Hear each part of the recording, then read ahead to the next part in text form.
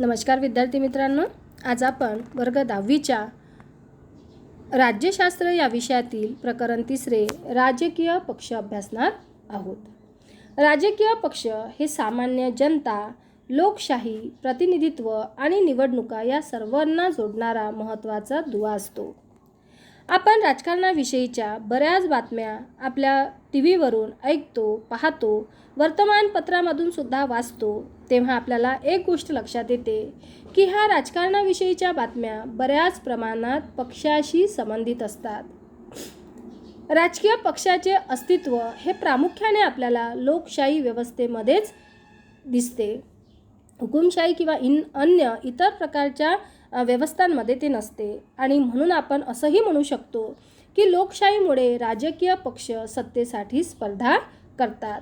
आपण या प्रकरणात भारतातल्या राजकीय पक्ष पद्धतीची ओळख करून घेणार आहोत. आता सर्वात पहिल्यांदा आपण राजकीय पक्ष म्हणजे काय तर याविषयीची माहिती समजावून घेणार आहोत. आपल्याला आपल्या परिसरात अनेक गट, संस्था, संघटना कोणत्या तरी कामाचा पाठपुरावा करताना दिसतात. बऱ्याचदा एखादी संघटना एखादा सामाजिक किंवा सार्वजनिक प्रश्न सोडवण्यासाठी पुढाकार घेते आणि त्यातून बऱ्याचदा चळवळी किंवा आंदोलनंसुद्धा उभे राहतात. उदाहरण द्यायचं झालंच बघा की आपल्या आजूबाजूला कामगारांचे प्रश्न असतात. ते कामगारांचे प्रश्न सोडवण्यासाठी कामगार संघटना असतात. ऑटोवाल्यांच्या समस्या सोडवण्यासाठी ऑटो युनियन असतात, शिक्षक संघटना असतात किंवा अगदी आजकाल घरकामवाल्यांच्या संघटनासुद्धा निर्माण झालेल्या आहेत. बऱ्याचदा आपल्याला असंही दिसते की एखादा ज्या अलीकडच्या काळात स्त्रियांवर जे अत्याचार होत आहे त्यातून अनेक स्त्री संघटना पुढे येतात आणि त्यासाठी आंदोलन चळवळीसुद्धा उभ्या करतात. एखाद्या वेळी शेतकऱ्यांचे प्रश्न पुढे घेऊन शेतकरी संघटना पुढे येतात आणि त्यातून ते चळवळ किंवा आंदोलन उभं करून त्या लोकांना न्याय मिळवून देण्याचं काम करतात. म्हणजेच काय तर आपल्या आजूबाजू दिसणाऱ्या ह्या ज्या संस्था आहेत, ह्या ज्या संघटना आहेत, ह्या सामाजिक संघटना असतात असं आपण म्हणत असतो. मग या गट आणि याच संस्थे आणि संघटनाप्रमाणेच राजकीय पक्षसुद्धा निवडणुका लढवण्यात पुढाकार घेताना दिसतात. परंतु राजकीय पक्ष ह्यासुद्धा एक प्रकारे वरील संघटनासारख्याच सामाजिक संघटना आहेत. आता आपण राजकीय पक्षांना सामाजिक संघटना का म्हणतो? कारण समाजातील काही व्यक्ती एकत्र येतात आणि त्यातूनच राजकीय पक्ष निर्माण होतात. म्हणजेच राजकीय पक्ष हे सुद्धा समाजाचेच एक अविभाज्य अंग असते. शिवाय राजकीय पक्षसुद्धा इतर संघटनांसारख्याच जनतेच्या समस्या सोडवण्याचा प्रयत्न करीत असतात. असं जरी असलं तरी म्हणजे राजकीय पक्ष आणि इतर संघटना ह्या सगळ्या सामाजिक संघटना असल्या तरीसुद्धा राजकीय पक्ष आणि इतर संघटनेमध्ये फरक आहे. हा फरक आता आपण समजावून घेऊ. राजकीय पक्ष हे जरी सामाजिक संघटना असल्या तरीही त्यांची उद्दिष्टे आणि कार्यपद्धती मात्र वेगळी असते. कारण राजकीय सत्ता प्राप्त करण्यासाठीच हे लोक एकत्र आले असतात आणि सत्ता मिळवणे हे त्यांचं उद्दिष्ट असते. यावरून आपण राजकीय पक्षाची व्याख्या करू शकतो. राजकीय पक्ष म्हणजे काय तर राजकीय सत्ता प्राप्त करण्यासाठी जेव्हा लोक एकत्र येऊन निवडणूक प्रक्रियेत सहभागी होतात तेव्हा त्या संघटनांना राजकीय पक्ष असे म्हटले जाते. म्हणजे राजकीय पक्ष निवडणूक ही जिंकण्यासाठी लढवतात आणि त्यानंतर सत्ता मिळवून आपले शासन स्थापन करण्याचा प्रयत्न करतात आणि अशाच लोकांचा गट म्हणजे राजकीय पक्ष असतो. आता आपण या राजकीय पक्षाची काही ठळक वैशिष्ट्ये पाहणार आहोत. पहिल्यांदा आपण ही ठळक वैशिष्ट्ये समजावून घेऊ. आपल्याला राजकीय पक्षाची 5 वैशिष्ट्ये दिली आहे. त्यामध्ये सत्ता मिळवणे, विचारसरणीचा आधार, पक्ष कार्यक्रम, सरकार स्थापन करणे व शासन व जनता यांच्यातील दुवा म्हणून राजकीय पक्ष कार्य करतात. आता आपण यातील राजकीय पक्षाचं पहिलं वैशिष्ट्य म्हणजे सत्ता मिळवणे हे समजावून घेणार आहोत. राजकीय पक्षाचा हेतू हा निवडणुकांच्या माध्यमातून सत्ता मिळवणे असा असतो. म्हणजे निवडणुका लढवून सत्ता मिळवणे हाच राजकीय पक्षाचा हेतू असतो. आणि त्यासाठी विविध राजकीय पक्ष सतत परस्पराशी स्पर्धा करीत असतात. ही स्पर्धा करणे जरी अयोग्य नसलं तरी मात्र या स्पर्धेचं स्वरूप निकोप असावे अशी एक अपेक्षा असते. राजकीय पक्षाचं दुसरं वैशिष्ट्य आहे ते म्हणजे विचारसरणीचा आधार. आता प्रत्येक राजकीय पक्ष काही धोरणांचा, विचारांचा पुरस्कार करीत असतो आणि याच्यातूनच सार्वजनिक प्रश्नाबाबत पक्षाची एक विशिष्ट भूमिका तयार होत असते आणि या सर्वांच्या समावेशातून मग पक्षाची विचारसरणी तयार होते. पक्षाची ही तयार झालेली विचारसरणी ज्या लोकांना योग्य वाटते ते लोक त्या पक्षाला पाठिंबा देतात. पक्षाला लोकांचा हा जो पाठिंबा मिळतो त्याला त्या पक्षाचा जनाधार असेही म्हटले जाते. तिसरं वैशिष्ट्य आहे पक्ष कार्यक्रम.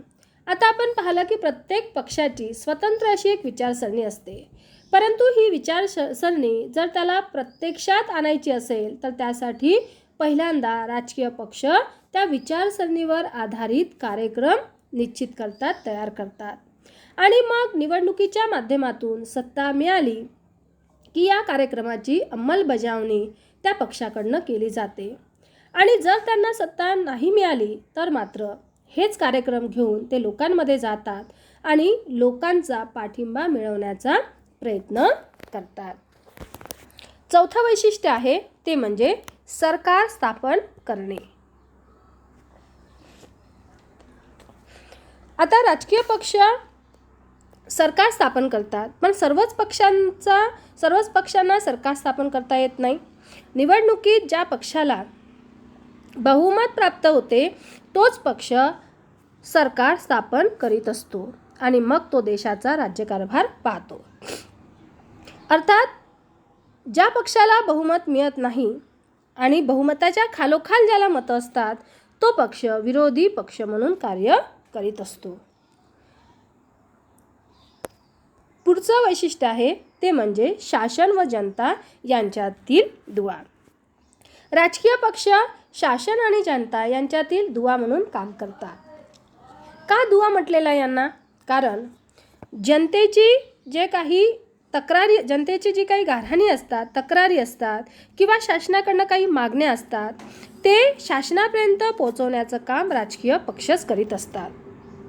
दुसऱ्या बाजूला शासन लोकांसाठी जे काही धोरणं, योजना राबवतात त्या योजना लोकांपर्यंत पोहोचवण्याचं कामसुद्धा राजकीय पक्षच करतात आणि या योजनावर किंवा या धोरणांवर लोकांच्या काय प्रतिक्रिया आहेत त्या प्रतिक्रिया शासनापर्यंत पोहोचवण्याचं कामही राजकीय पक्ष करतात आणि म्हणून राजकीय पक्षाला शासन व जनता यांच्यातील दुवा म्हटल्या जाते. आता आपण पुढे वळू आणि पुढचा जो आपला भाग आहे तर तुम्हाला इथे काही भाग दिलेला आहे. यातले वर्तमानपत्रातील या बातम्यातून तुम्हाला काय समजले ते थोडक्यात सांगा. आणि दुसरा भाग आहे समजा तुम्ही विरोधी पक्षनेते आहात आणि आरोग्य क्षेत्रात सरकारने चांगली कामगिरी केली नाही हे तुमच्या पक्षाच्या नजरेत आले आहे तर विरोधी पक्षनेता म्हणून तुम्ही काय कराल? हा प्रश्न तुमच्यासाठी आहे. पण इथे आपण विरोधी पक्ष म्हणजे काय ते समजावून घेऊ. तर मी तुम्हाला मगाशीच सांगितल्याप्रमाणे ज्या पक्षाला बहुमत मिळत नाही परंतु बहुमताच्या खालोखाल मते मिळतात तो पक्ष विरोधी पक्ष म्हणून काम करतो. याला लोकशाहीचा पहारेकरी असं सुद्धा म्हटल्या जाते. कारण सरकार जे काम करत आहे त्याच्यावर लक्ष ठेवण्याचं काम विरोधी पक्ष करीत असतो. जर सरकारकडनं काम व्यवस्थित होत नसेल किंवा सरकारने राबवलेल्या धोरणात, कायद्यात काही त्रुटी, उणिवा जाणत असेल तर त्या दूर करण्यासाठी प्रयत्न विरोधी पक्ष करीत असतो किंवा त्या गोष्टी जनतेपर्यंत किंवा त्या गोष्टीला वाचा फोडण्याचं काम विरोधी पक्ष करीत असतो. त्यानंतर अजून आपल्याला खाली दिला आहे विचार करा व लिहा. महात्मा गांधी, विनोबा भावे आणि जयप्रकाश नारायण यांनी पक्षविरहित लोकशाहीची कल्पना मांडली. आता आधुनिक काळात अशी लोकशाही जर आपल्याला आणायची असेल तर काय करावे लागेल या प्रश्नाचं उत्तर तुम्हाला लिहायचं आहे. परंतु त्याआधी आपण पक्षविरहित लोकशाही म्हणजे काय ते समजावून घेणार आहोत. पक्षविरहित लोकशाही म्हणजे काय ते समजावून घेणार आहोत. ज्या लोकशाही राज्यात पक्षीय व्यवस्था नसते, लोक किंवा लोकसमित्या ह्याच राज्यकारभार पाहत असतात, या पद्धतीला पक्षविरहित लोकशाही असे म्हणतात. ही पक्षविरहित लोकशाहीची कल्पना सर्वात पहिल्यांदा मानवतावादी तत्त्वज्ञ मानवेंद्रनाथ रॉय यांनी आपल्या ग्रंथात मांडली. पुढे जयप्रकाश नारायण, विनोबा भावे यांनी सुद्धा पक्षपद्धतीचे वाईट परिणाम पाहिल्यावर राजकीय पक्ष रद्द केले तर बरे होईल असे मत मांडले. आता असं का मत मांडले यांनी? कारण राजकीय पक्ष हे सत्तेसाठी झगडतात, गैरप्रकार करतात, भ्रष्टाचार करतात. परिणामतः लोकांना खरी लोकांची सत्ता अनुभवता येत नाही. म्हणून पक्षपद्धती नष्ट झाली पाहिजे आणि त्याऐवजी लोकसमित्या स्थापन करायला हव्यात असं या विचारवंतांचं मत होतं. भारतीयच नाही तर प्लेटो आणि अमेरिकन घटनाकारांनी सुद्धा पक्षपद्धतीला त्रासदायक म्हणून दोष दिला आहे. कारण पक्षविरहित जर लोकशाही स्वीकारली तर लोकमताला अधिक वाव मिळेल, लोकहिताचं रक्षण होईल असं सुद्धा विचारवंतांना वाटत होतं. मग आज जर आपल्याला ही सगळे राजकीय पक्ष बाजूला सारून पक्षविरहित लोकशाही आणायची असेल तर मग काय करावं लागेल? तर त्यासाठी समाज हा राजकीयदृष्ट्या साक्षर असला पाहिजे, जागृत असला पाहिजे आणि चारित्र्यवान सुद्धा असला पाहिजे. तरच पक्षविरहित लोकशाही यशस्वी होऊ शकेल. कारण हा एक आदर्शवादी सिद्धांत आहे आणि म्हणून तसा समाज निर्माण झाल्याशिवाय ही कल्पना प्रत्यक्षात येऊ शकणार नाही. आता आपण पक्ष पद्धतीचे प्रकार पाहणार आहोत. पक्ष पद्धतीचे जे प्रकार आहेत तर ते आहेत 3. एक पक्ष पद्धती, दुसरा द्विपक्ष पद्धती आणि तिसरा बहुपक्ष पद्धती. आता एक पक्ष पद्धती कशाला म्हणायचं? तर जिथे एकाच राजकीय पक्षाच्या हाती दीर्घ काळापासून सत्ता असते आणि कुठलाच दुसरा पक्ष राजकारणात प्रबळ किंवा प्रभावी नसतो, त्या पक्षपद्धतीला एक पक्ष पद्धती असे म्हणतात. उदाहरण द्यायचे झाल्यास चीनमध्ये बऱ्याच काळापासून साम्यवादी पक्षाची सत्ता आहे आणि तिथे इतर पक्ष असले तरी ते फारसे प्रबळ नाहीत. म्हणून चीनमध्ये एक पक्ष पद्धती आहे असं म्हणता येईल. आता द्विपक्ष पद्धती म्हणजे काय? तर राजकारणात जेव्हा 2 राजकीय पक्ष प्रभावी असतात आणि आलटून पालटून त्या दोनही राजकीय पक्षांच्या हाती सत्ता जाते तेव्हा त्या शासन पद्धतीला द्विपक्ष शासन पद्धती असे म्हणतात. उदाहरणार्थ अमेरिका. बहुपक्ष पद्धती म्हणजे काय? तर जिथे अनेक राजकीय पक्ष सत्तेच्या स्पर्धेत असतात आणि सर्वच राजकीय पक्षांचा कमी अधिक प्रमाणात राजकीय प्रभाव असतो, अशा पद्धतीला बहुपक्ष पद्धती असे म्हणतात. उदाहरणार्थ भारत. आता भारतात आज जरी बहुपक्ष पद्धती असली तरी स्वातंत्र्यानंतर आपल्या देशातील पक्षपद्धतीचे स्वरूप असे नव्हते. मग स्वातंत्र्यानंतर आपल्या भारतात पक्षपद्धती कशी होती आणि हळूहळू तिचे स्वरूप कसे बदलत गेले ते आता आपण समजावून घेऊ. जेव्हा देशाला स्वातंत्र्य मिळालं आणि आपण पहिली निवडणूक लढवली तेव्हाची परिस्थिती अशी होती की काँग्रेस हा एक प्रबळ पक्ष आपल्या देशात होता. काही अपवादात्मक केंद्र आणि राज्य काही अपवादात्मक प्रदेश सोडले तर केंद्र आणि राज्य पातळीवर काँग्रेस पक्षालाच बहुमत होते आणि भारतातील राजकारणावर काँग्रेस या पक्षाची पकड घट्ट होती आणि म्हणून या काळातील पक्षपद्धतीचे वर्णन एक प्रबळ पक्षपद्धती असे केले जाते. 1977 मध्ये या एक प्रबळ पक्षपद्धतीला आव्हान दिले गेले जनता पक्षाकडनं आणि हे आव्हान फक्त कुठल्या एका पक्षाचे नव्हते तर काँग्रेस सोडून इतर जे पक्ष होते त्यांनी एकत्र येऊन हे आव्हान दिले होते. त्यानंतर 1989च्या लोकसभा ज्या लोकसभा निवडणुका झाल्या त्यानंतर कुठल्याही एका राजकीय पक्षाचे वर्चस्व आपल्याला दिसून येत नाही. त्यानंतरच्या काळात अनेक पक्षांनी एकत्र येऊन आघाडीचे शासन स्थापन करण्यास सुरुवात केली. आघाडी सरकार स्थापन करण्याचे प्रयोग भारतीय जनता पक्षाने सुद्धा केले तर काँग्रेस याही पक्षाने केलेले दिसतात. आघाडी शासनातून अस्थिरता निर्माण होते असा एक समज या पद्धतीविषयी होता. परंतु आपल्या देशात 1990 नंतर जे आघाडी सरकारने म्हणजे स्थिर सरकार दिलं आहे किंवा जे चांगलं कार्य केलं आहे त्यावरून हा समज आपण खोटा ठरवलेला आहे आणि आघाडीचे शासन ही बाब आता भारताच्या राजकीय व्यवस्थेत स्थिरावलेली आहे.